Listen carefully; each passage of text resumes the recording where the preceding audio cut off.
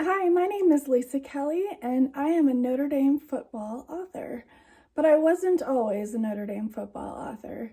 You see, I started my career in marketing and advertising, but in 2009, I lost my job, and I decided it was time to reinvent myself. I became involved in social media. I learned how to do Twitter and Facebook, and I started a blog.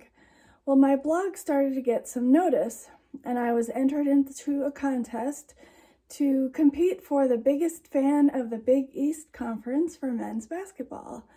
There were 10 men and 6 women invited to participate, and I represented Notre Dame. We had to submit a story every 2 weeks. We had to promote ourselves on social media, and we all got a trip to our alma mater, along with some voting. And somehow I pulled it off. I won biggest fan of the Big East Conference for men's basketball, and on center court at Madison Square Garden at the Big East tournament, I got the keys to my brand new Volvo. But that's not the end of my story. Through the contest, I became more aware that the media tends to focus on the negative stories. You always hear about the guy who cheated on a final or somehow got kicked out of school.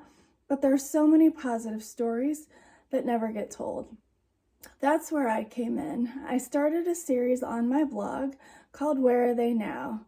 I reached out to former football players to tell their story. Hey, how did you get to Notre Dame? What was your experience like? And where did your life go after football? The story started out, the first one had 2,000 page views. The next one had 10,000. And just like that, my journey began. In the course of a year, I interviewed 32 Notre Dame football players and ended up writing a book. I put 25 of the stories in my first book, and one of the guys happened to be an author, so he became my writing coach. He taught me how to write a book, and just like that, I was never the girl who, hey, when I grow up, I want to be an author. But just like that, I wrote my first book. My first book published in 2013. I wrote a second book, same idea, same Where Are They Now stories. It published in 2016. And then my third book published in 2019.